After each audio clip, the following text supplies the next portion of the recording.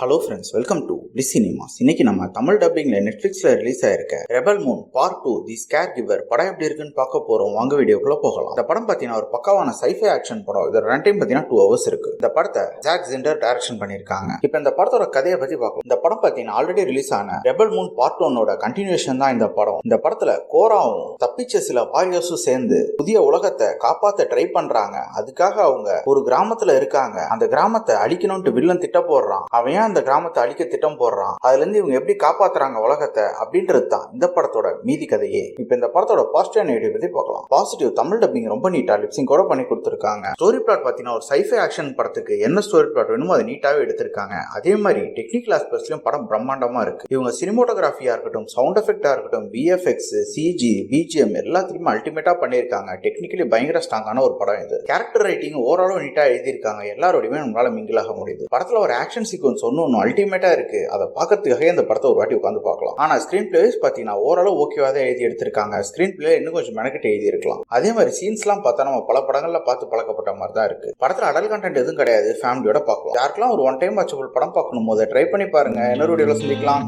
Thank you.